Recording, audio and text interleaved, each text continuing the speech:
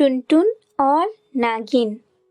एक समय की बात है, एक जंगल में एक इच्छाधारी नागिन रहती थी। एक दिन वह नागिन अपनी ही धुन में रमती हुई खुशी से इधर-उधर घूम रही थी। उसी जंगल में एक साधु तपस्या कर रहे थे। नागिन की नजर उस साधु पर नहीं पड़ी और नागिन की पूंछ उस साधु को लग गई, जिससे साधु महाराज की तपस्या भंग हो गई। इससे नाराज होकर साधु महाराज ने नागिन से कहा, हे नागिन, क्या तुझे दिख नहीं रहा था कि मैं तपस्या कर रहा था? नागिन ने कहा, कोई बात नहीं साधु महाराज, आप दोबारा तपस्या में बैठ जाइए। नागिन की बात सुनकर साधु महाराज बहुत ही अधिक क्रोधित हो गए और उन्होंने नागिन को श्राप दे दिया कि तुम आजीवन बूढ़ी चिड़िया बनकर रहोगी। साधु महाराज ने इतना बोला कि कुछ ही क्षणों के बाद नागिन सुंदर और रूपवान से एक बूढ़ी चिड़िया के रूप में बदल गई। नागिन ने कहा, हे साधु महाराज, मुझ पर कृपा करें, कृपा कर अपना श्राप वापस ले लें और मुझे फिर से पहले की तरह बना दें। कृपा कर मुझ पर दया करें।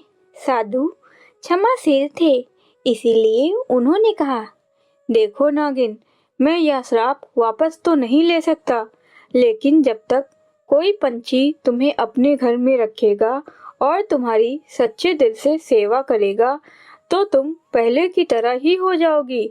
और याद रहे, जब तक कोई तुम्हारी सेवा करके तुम्हें पुनः पहले की तरह नहीं बना देता, तब तक तुम यह बात किसी से मत कहना, वरना तुम जलकर भस्म हो जाओगी। साधु महाराज से इतना सुनने के बाद बूढ़ी नागिन चिड़िया के रूप में इधर-उधर घूमने लगी।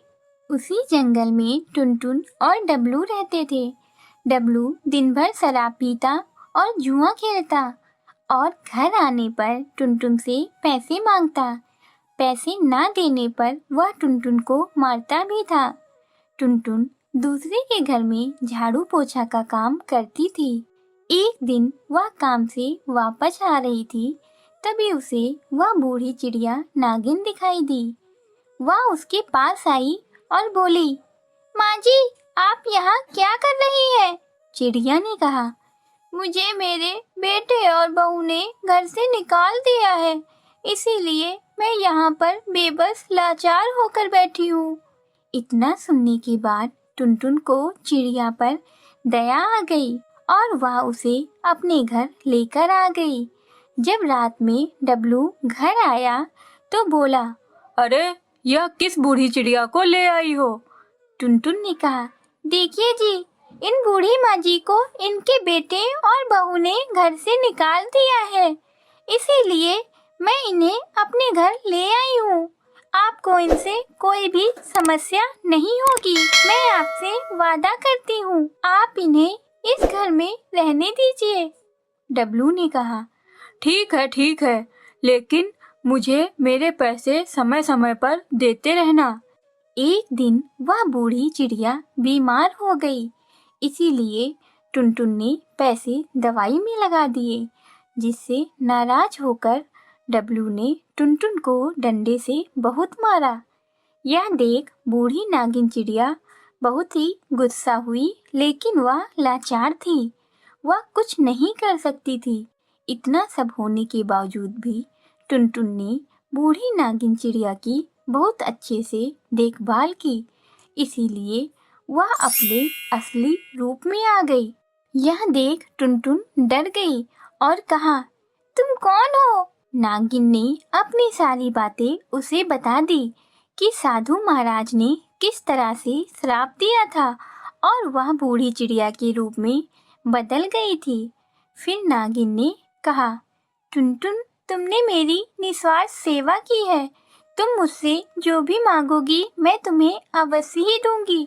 टुनटुन ने कहा, नहीं नहीं, मुझे कुछ नहीं चाहिए, तुम अच्छी हो गई, बस मेरे लिए यही बहुत है।